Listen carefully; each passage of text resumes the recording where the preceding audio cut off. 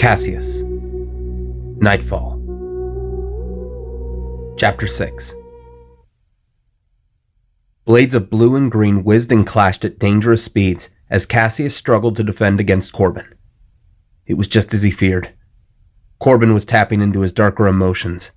His rage and sadness fueled him. He knew that if he wasn't smart, Corbin could easily gain the upper hand and kill him. Corbin stabbed his saber towards Caseus, who caught it in a bind, trying to spin Corbin's weapon out of his hand to disarm him. Corbin wouldn't have it. He countered and kicked Caseus in his chest, knocking the wind out of him before sending him flying back into the control terminals. He barely had enough time to move out of the way as Corbin brought his blade down, nearly cleaving Caseus in two. Caseus brought his blade down to Corbin's wrist, trying to sever his artificial hands. But Corbin was once again quicker, and brought his saber back, catching the strike. The fight raged on, and Caseus was already becoming desperate. He needed to gain distance between himself and Corbin. Leaping in the air, he landed on a platform above and quickly rushed for the door, but Corbin threw his lightsaber at the platform supports, cutting through them and sending it careening down on top of the control terminals and power regulators. Sparks flew all around Caseus, obscuring his vision as several pieces of sensitive equipment burst into flames around him. Corbin leapt down towards him with a downward strike, which Caseus avoided by the skin of his teeth. The two continued striking at each other, each trying to gain that one singular advantage to turn the tables on the other. The duel continued down a narrow corridor, sparks flying from the objects struck in the chaos. Caseus nearly stumbled over the corpses of the fallen clones as he tried desperately to put more distance between himself and his adversary. The corridor led to an observation area, where outside the wide windows, Caseus could see the planet's dreary landscape. Meanwhile, Juro ran to the exterior of the outpost. From where he stood, he could see Caseus and Corbin fighting in the observation room above. This is bad. Turning around, he saw R3 rolling towards him. R3! R3 beeped and chirped as Juro looked over and saw Caseus' Jedi starfighter on the landing platform. Come on, we have to help him. Juro ran to the starfighter and hopped inside, trying to get a feel for the controls as R3 hopped inside of the droid slot. Back inside, Caseus and Corbin swung their blades at blinding speeds, sparks flying from every impact when Corbin caught Caseus' saber in a bind, headbutting him and forcing him to drop his saber. Caseus tried to reach for his weapon, but Corbin continued to swing, forcing Caseus to evade his strikes. He couldn't keep this up, though. He needed to get Corbin off of him. Calling upon the Force, he sent out a repulse that sent Corbin flying back into the wall. Before Caseus could reach his weapon, however, Corbin lifted several heavy crates of equipment and began hurling them at the young knight. One hit him square in the stomach and sent him hurtling backwards onto a holotable. Corbin rushed forward to continue the assault. Before he found himself staggered by a pipe Caseus had ripped from the wall and sent flying back at him. While Corbin was dazed, Caseus charged at him, tackling him to the ground. Corbin's saber tumbled from his grip as the two viciously grappled with each other. Caseus landed a heavy blow to Corbin's jaw. Before he could land another, however, Corbin grabbed Caseus by his head and slammed his knee right into the bridge of his nose before leaping on top of him and wrapping his hands around his throat, choking the life out of Caseus. Is this how you thought you would die, Caseus? Caseus gasped for air, trying to pry Corbin's hands from his neck. It was no use. His vision began to go blurry. The only thing he could see with clarity were the hate-filled eyes of Corbin. Suddenly, there was an explosion from a few floors down that rocked the room they were in, and Corbin's grip loosened just enough for Caseus to shove him off. Calling out with the Force, Caseus pulled his weapon to his hand, striking down at Corbin, who quickly rolled out of the way and retrieved his saber just in time to parry another attack from Caseus. Smoke began to fill the room as alarms blared all around them. Caseus was now even more worried.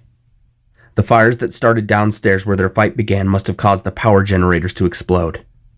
If they didn't get out of this place quickly, the energy core could go critical and blow them and the outpost to bits.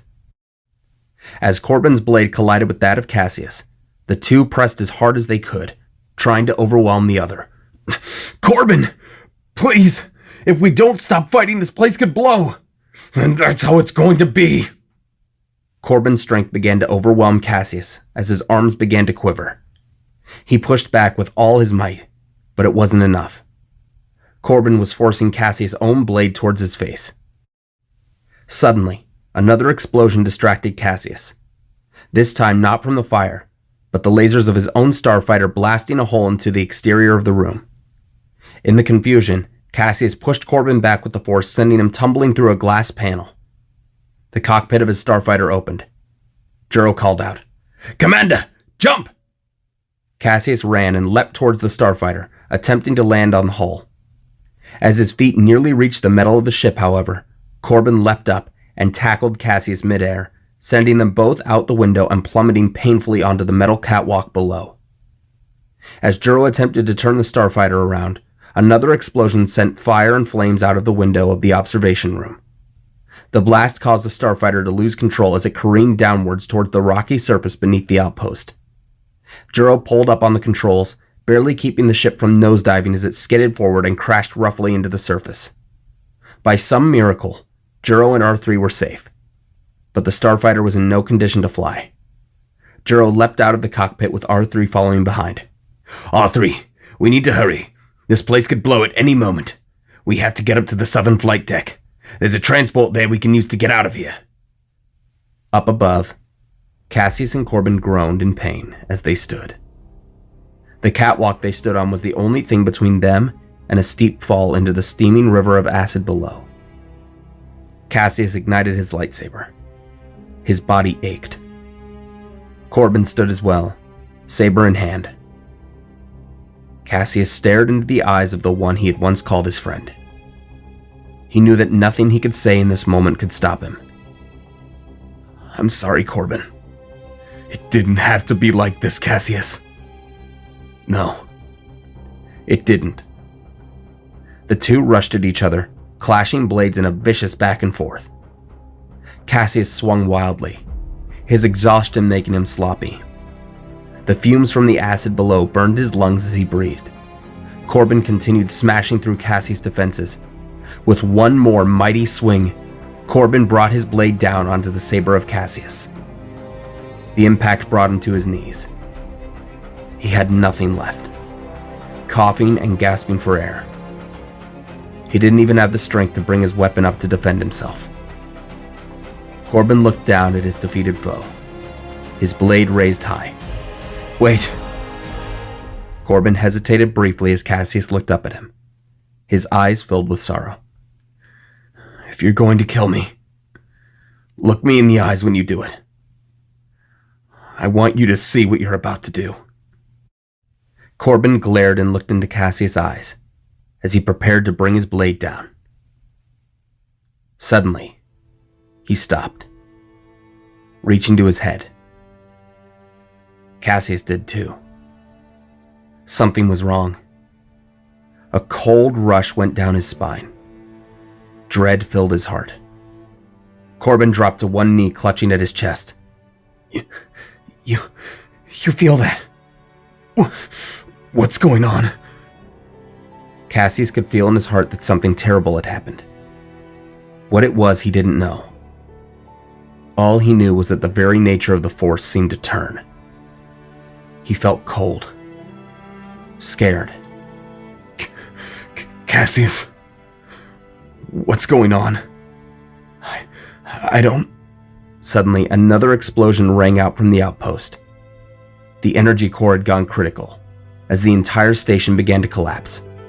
The shaking caused Cassius to lose his balance, tumbling off the catwalk towards the acid pool below. Before he could scream, a hand grabbed his. Looking up, he saw Corbin holding onto him, struggling as he hoisted him back to safety. Cassius stared at Corbin for a moment. Both friends felt this massive tremor in the Force. "Cassius, I know. I feel it. We need to get out of here." Corbin nodded and helped Cassius up as they looked around for a way to escape. On the other side of the catwalk, they saw solid rock. If they could get over there quickly, they'd be safe. "That way. Come on." Just as they began to run, the top of the outpost collapsed, falling straight towards the catwalk. Thinking quickly, Cassius and Corbin reached out with the Force to catch the falling debris, holding it steady. They struggled under its weight, the outpost continuing to crumble and fall around them. What do we do? Corbin looked at the debris and back to Caseus, his eyes full of determination. Go. I'll hold it. No, Corbin, I'm not leaving you. This is my fault, Caseus. All of this. You have to go. I can hold it for a few moments to give you time, but only a few. Look at me. Caseus looked at Corbin as tears filled his eyes. I'm sorry, Caseus. For everything. You were just trying to help. Now let me help you. Just tell Sarah. Tell her goodbye for me. Take my saber. Give it to Master Terran. Promise me you'll do this, Caseus. Caseus shut his eyes tightly. I promise. Corbin struggled and took a deep breath. Now, go. Caseus gritted his teeth and let go of the debris and grabbed Corbin's lightsaber as he ran full speed to the other side. Corbin held the debris as long as he could and closed his eyes, smiling. May the Force be with you, Caseus. Goodbye. The debris crashed around him, landing on the catwalk, sending its front half down towards the acid. Caseus ran as fast as he could, leaping onto the rocky surface just as the catwalk collapsed. He turned around and saw the rest of the outpost crumble and fall into the acid in a fiery inferno.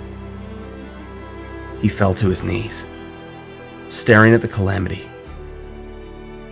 Corbin was gone. Caseus bounded his fists onto the ground and cried out in anguish. This couldn't be real. But it was. He felt sick as he collapsed into a pathetic heap on the ground. Suddenly, from up above, the sound of a ship's engines could be heard. Looking up, a clone medical shuttle landed as the door opened. Caseus, come on. We need to get out of here. Caseus slowly stood, turning back towards the destroyed outpost. I'm sorry, Corbin. Stepping onto the shuttle, Caseus collapsed and sat with his face in his knees. Juro knelt down and placed a hand on his shoulder. I need to be alone. Get us back to Coruscant. Yes, sir. Are you going to be okay? No. Just take me home.